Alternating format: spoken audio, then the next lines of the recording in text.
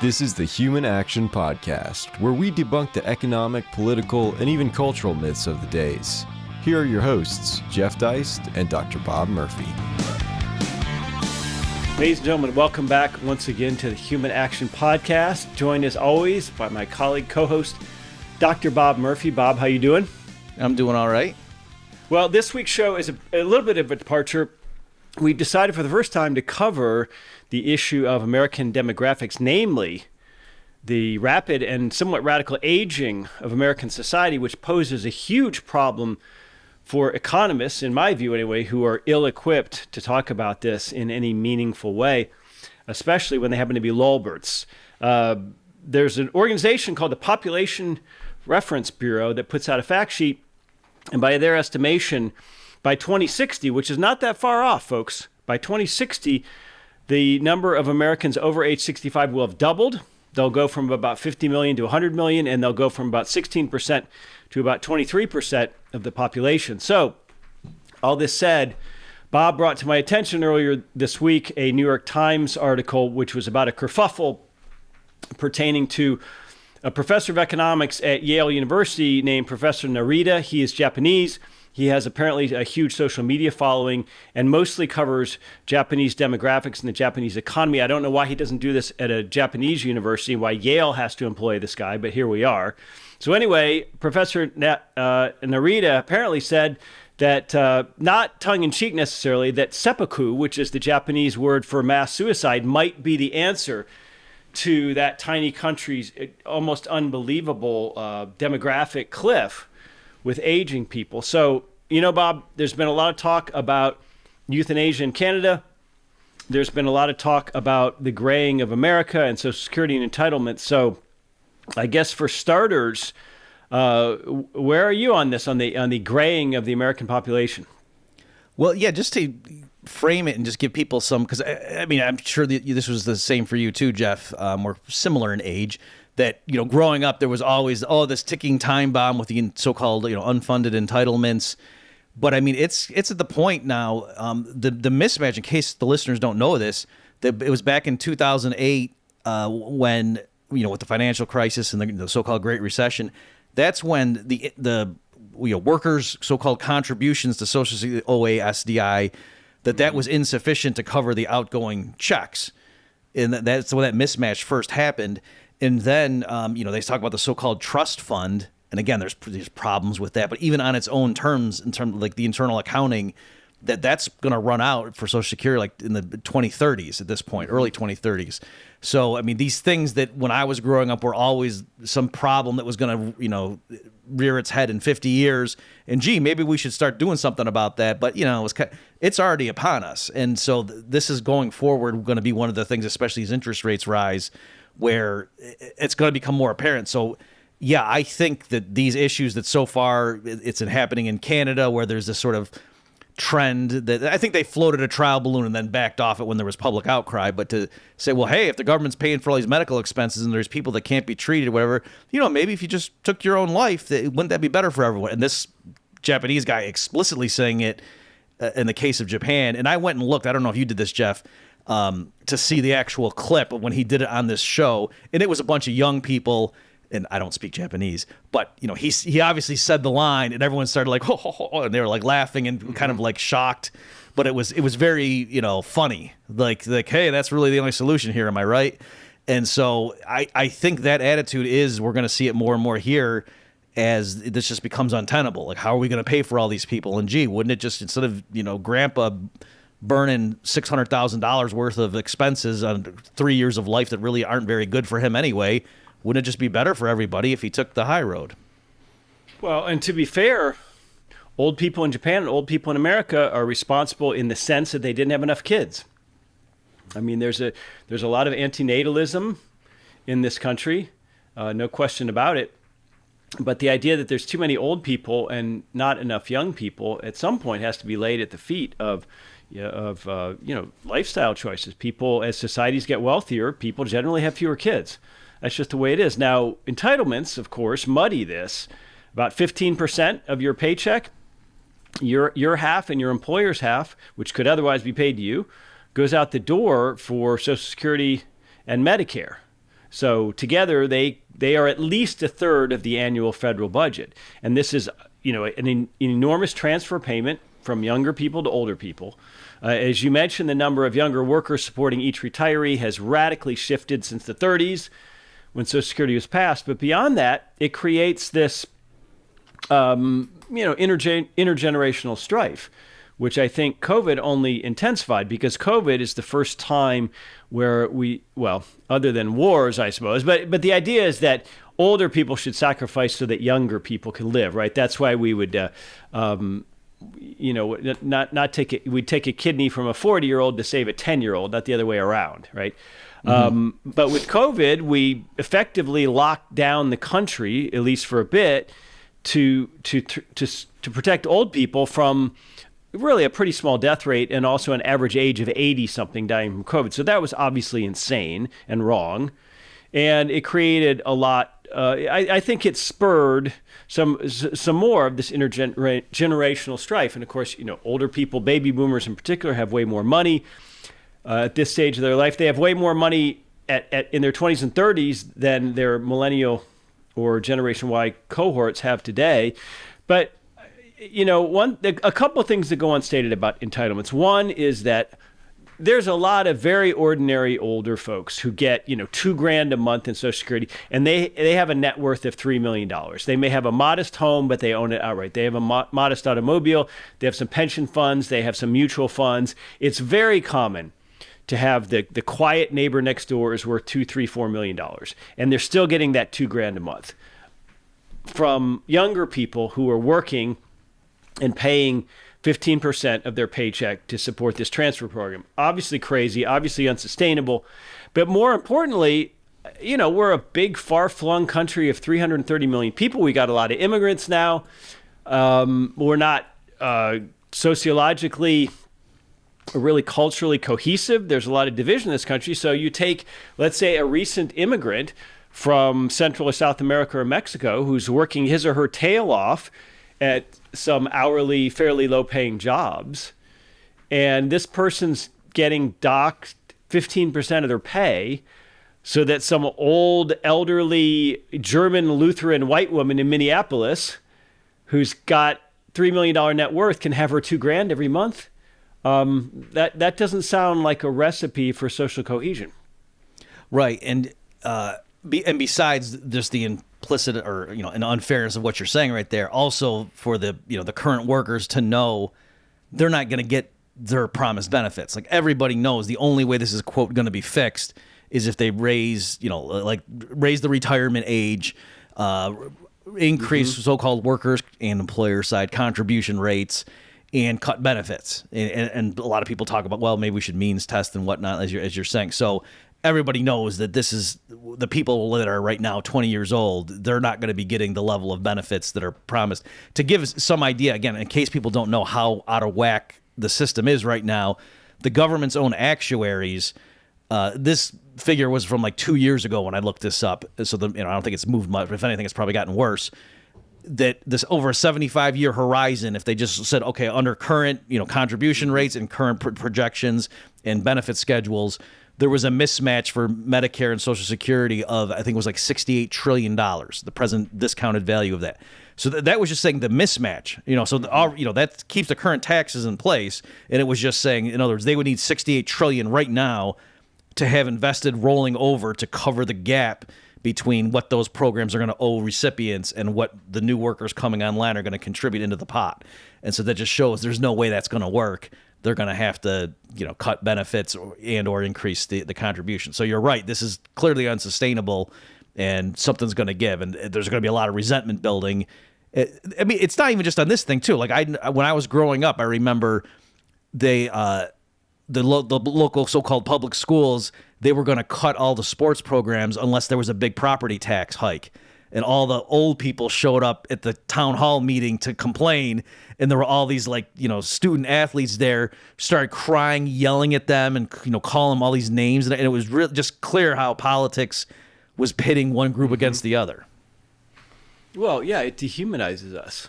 There's no question about it. But as a political matter, going after Social Security or Medicare is just an absolute non-starter for a candidate at the, at running for U.S. House, U.S. Senate, or national office. I mean, and as for Medicare, the free office visits for seniors that the original Medicare instituted in the 1960s, that's actually cost far less money than the free prescription drugs that Medicare Part D passed in 2004 instituted. So, the pharmaceutical companies loved it. All of a sudden, you've got millions of old people across the country taking 10 pills a day, paid for by Uncle Sam. I mean, it's a beautiful system. That's impossible, Jeff, because weren't the Republicans totally in charge in 2004? So no, there couldn't have been an expansion of the welfare state. It was George W. Bush. This was actually in 2003 when it passed, and largely as a sop for seniors so that he could beat John Kerry in that 2004 election. So that's W, the president of Iraq, the Patriot Act, No Child Left Behind,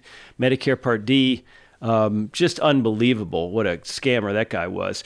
But one of the Lalbert reactions to all this is say, well, we got to import lots and lots and lots of migrants from all over the world. That's the only way we're going to be able to pay for entitlements. And whenever I hear this, it's like, well, first of all, I don't want to do that.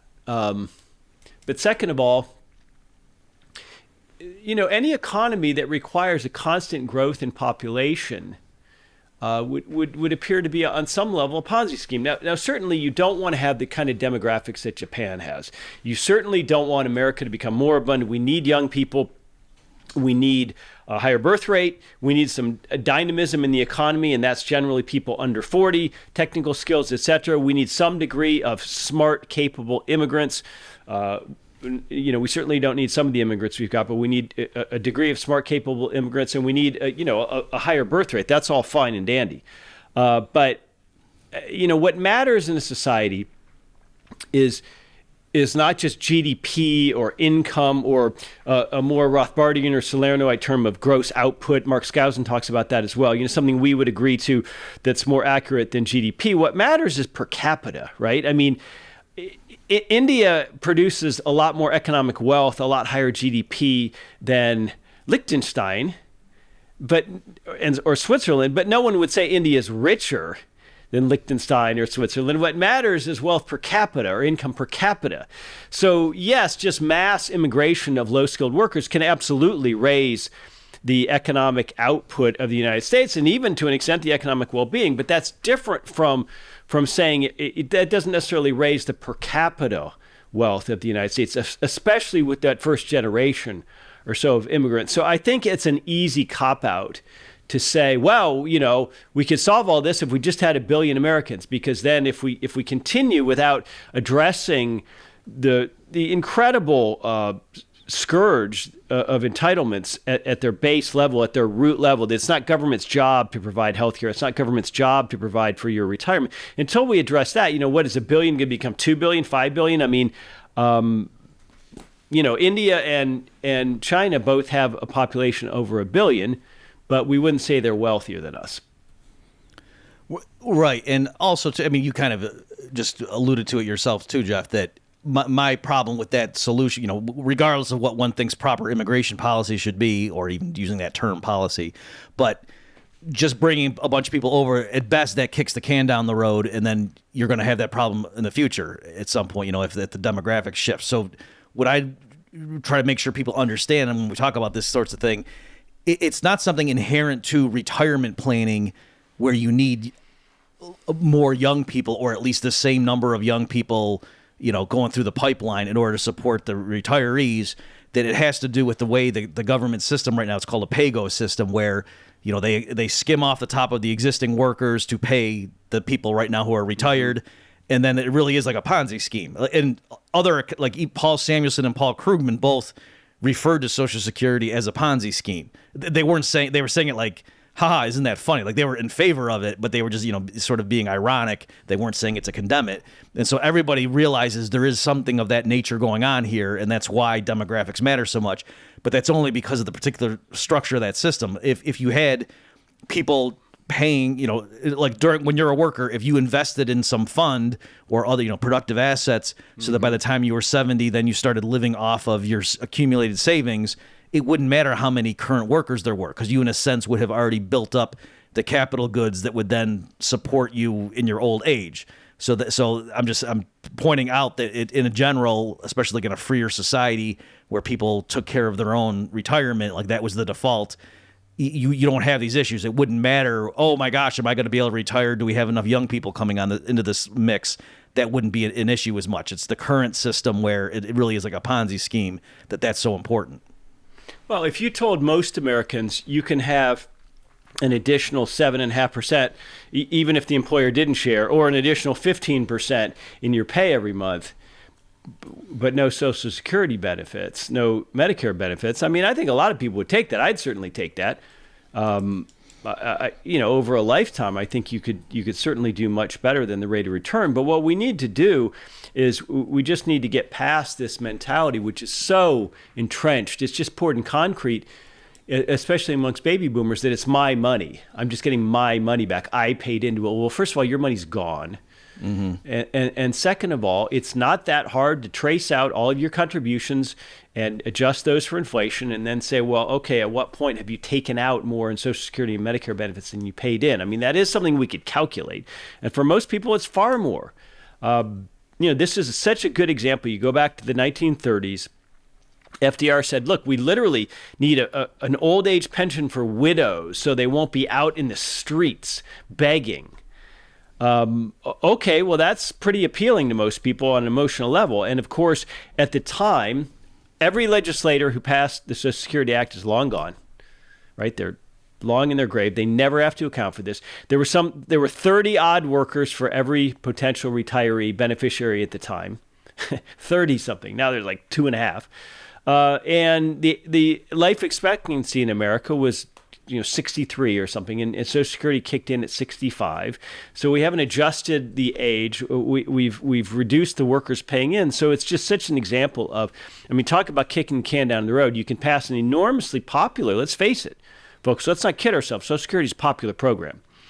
You can pass an enormously popular program and literally, in this case, offload the unpleasantness of paying for that program more than, almost 100 years into the future.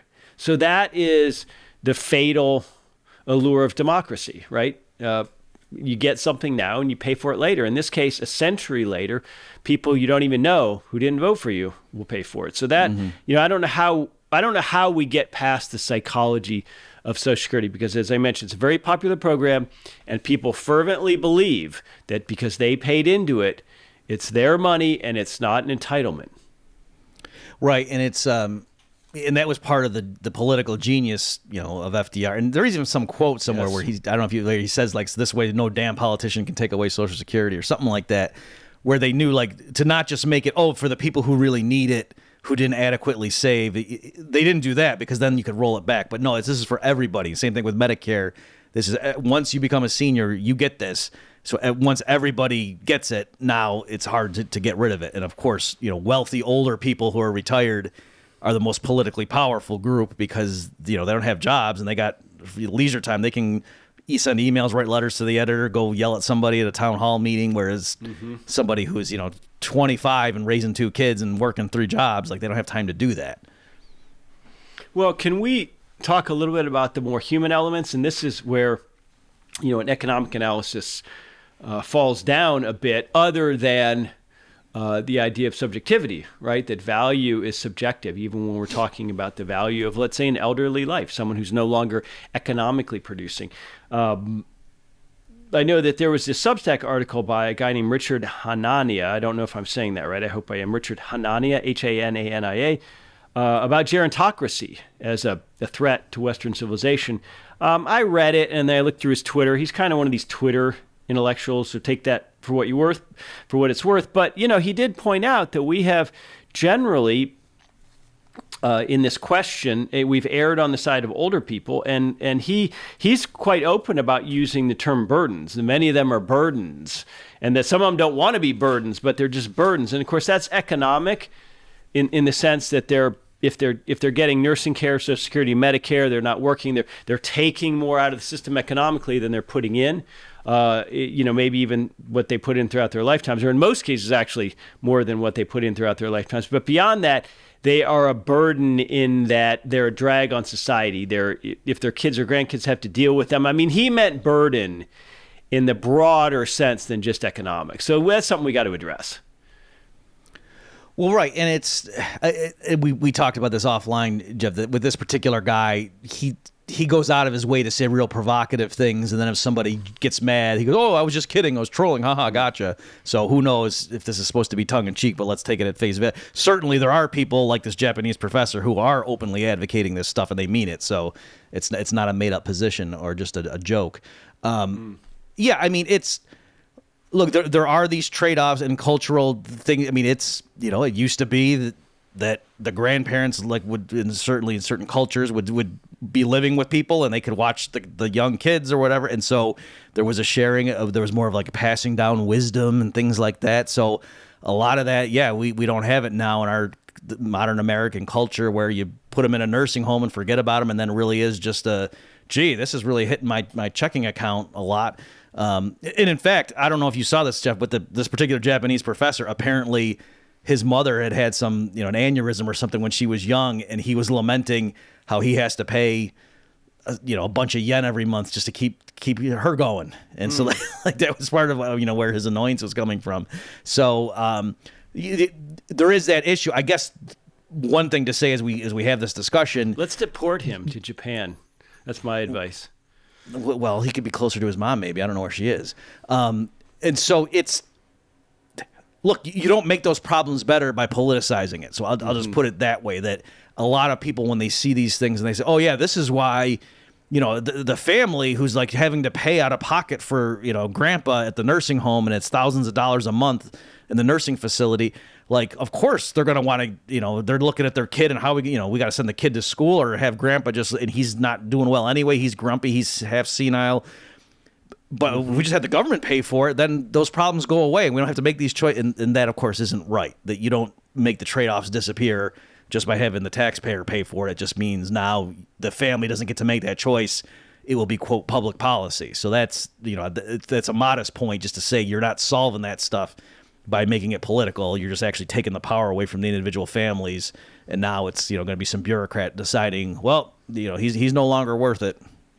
Well, it'd be amazing. It would be very difficult, but it would be amazing to attempt to do some sort of sociological study on the the sociological effects of Social Security and Medicare. In other words, how they've created more distance, literal geographic distance among families, because it's possible for grandma to get by, especially also like Medi-Cal, those state level programs that pay for nursing care. How all these entitlement programs, which are basically welfare, have made it possible for families to be physically separated by much greater distance.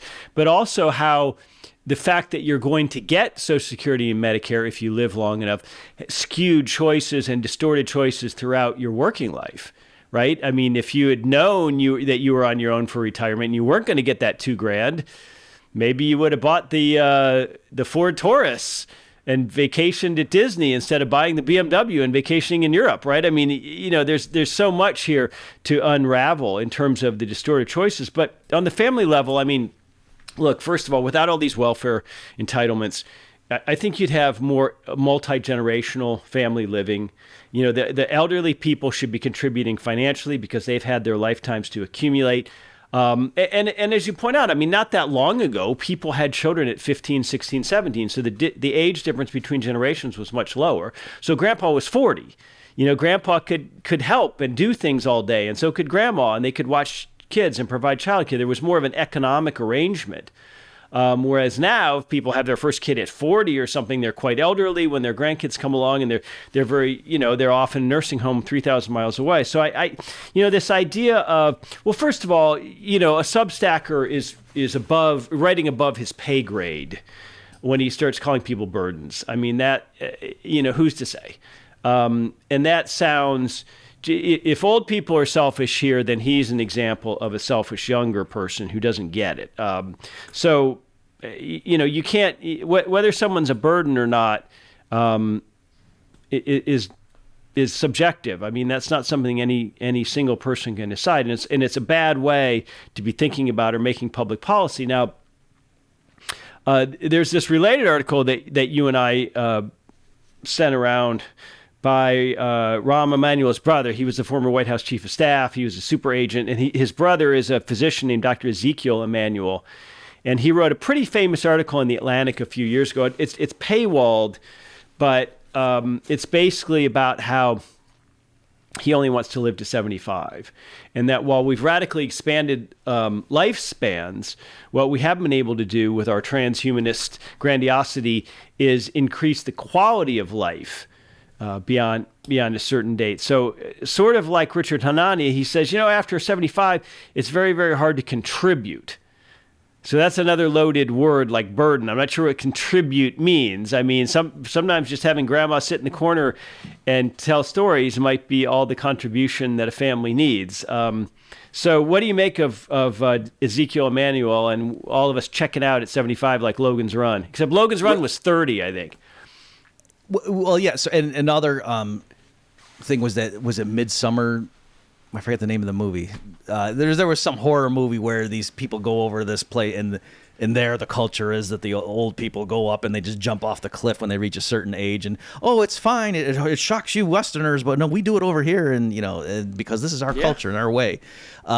So yeah, I think this is just part of a broader trend that I mean, I'm not saying anything too profound here. Just dehumanizing people. Everything is becoming very commodified, and I know that might sound funny for an economist to be saying that, but I can understand the distinction between things that are in the marketplace and other things of human value. And what's perverse about this, though, just like under communism, they can talk about the classless society, but actually the inner circle in the party, we're driving around in limousines and stuff. That's what's going to happen here. Is the people who are politically connected, I mean, they're working on extending human life. And so, Klaus Schwab and all his buddies, they're trying to do that stuff. So this is, I think, more about telling the masses, once you get to be 60, 75, you really, your time here is done. And why don't you just make room for everybody else? And that you see in numerous arenas this mentality coming across.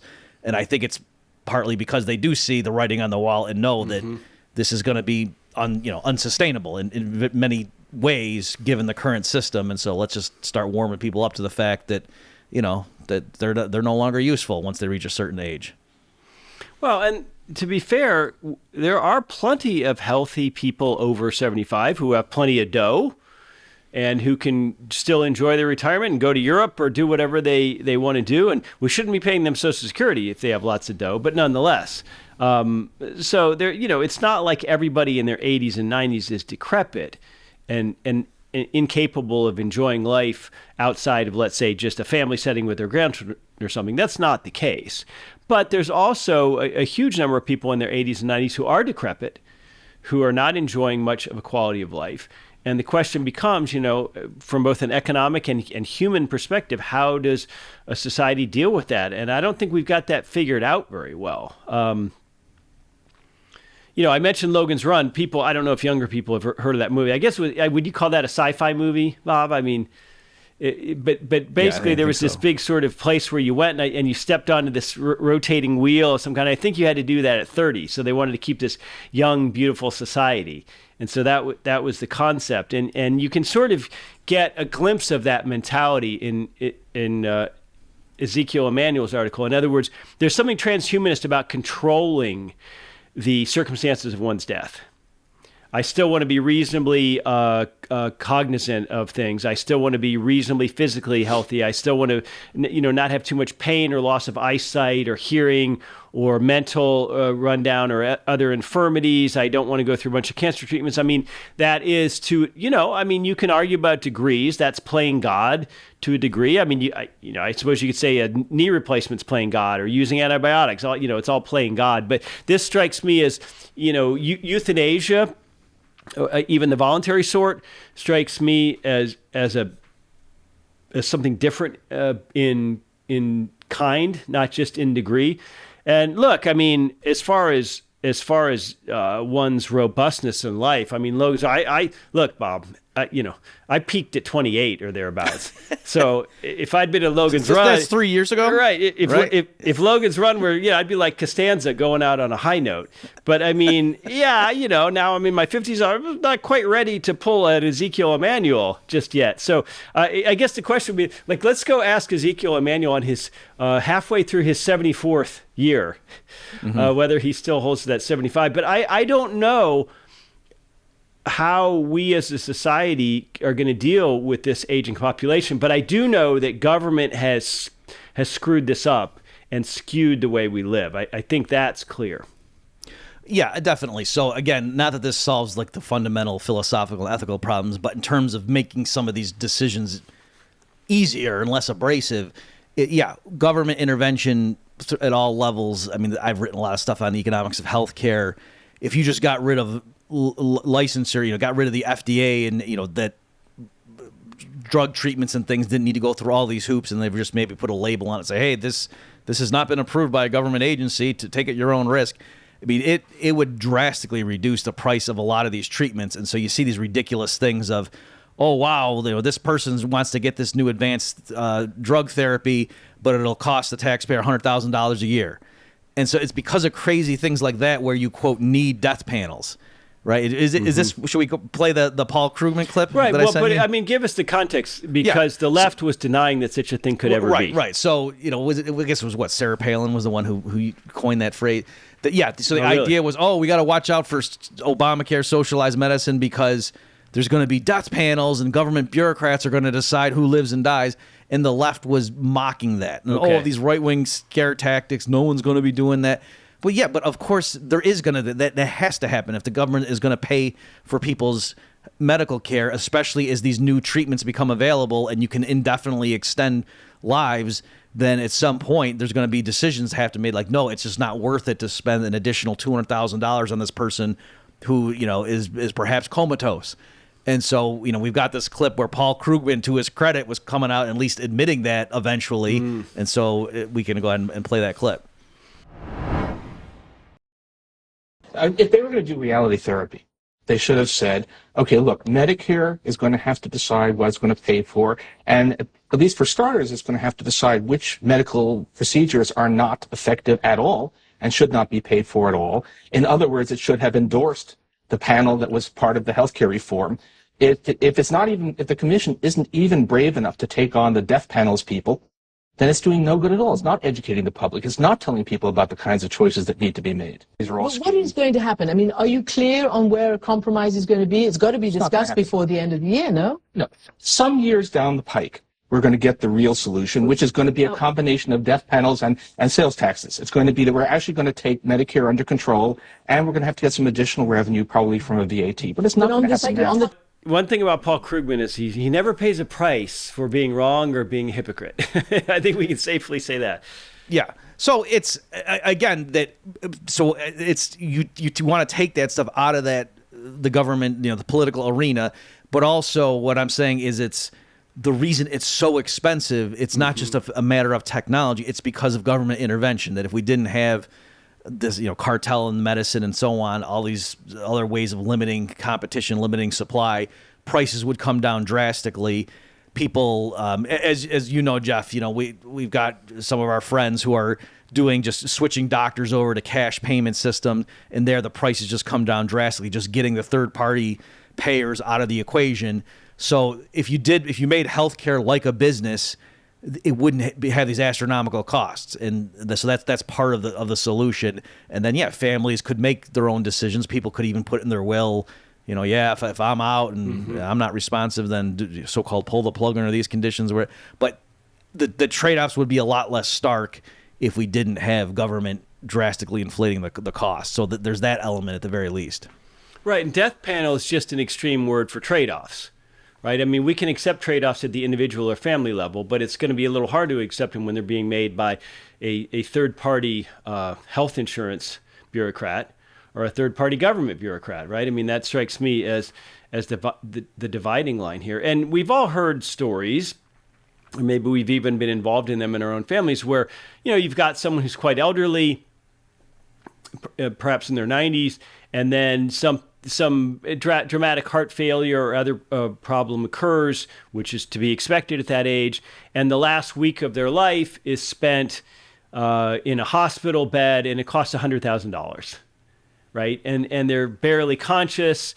Their family has to rush to fly there and say goodbye. And there's just not, you don't get a lot out of that $100,000 in that last week of life. But a lot of medical providers get paid, and we have to get past that. But again, Medicare is a big part of that. We can't discount the extent to which Medicare distorts that. So I think we have to keep an eye on this and think about this. I mean, we talk a lot on this show about America's economic problems with respect to the dollar, with respect to debt and deficits. But here we've got a problem which is very different because it's demographic. And God forbid if some of these other economic problems become acute, or we have another situation just like 2007, 2008, or even worse than that, I think we're going to find an awful lot more of that intergenerational living that I mentioned earlier in the show. So, Bob, I think we will provide a link to Dr. Ezekiel Emanuel's really interesting article about checking out at 75. And obviously, he's sort of a left-wing progressive guy, but it's worth, I think, reading it with an open mind. Also, Richard Hanania's Substack on the Gerontocracy. And we'll be back next week with another show. So keep the ideas coming. Be sure to follow me and Bob and the Human Action Podcast on Twitter. And I hope you enjoy the new intro from our engineer, Clay Barnett. You copyright guys are going to love this. We pay a service called BMI to use music, so we switched up the music to a very underrated and often forgotten band from the early 2000s in Palo Alto, the Donnas, one of my favorite bands. So hope you like the new intro, and we'll be back with a new show next week. Thanks, Bob. Check back next week for a new episode of the Human Action Podcast. In the meantime, you can find more content like this on Mises.org.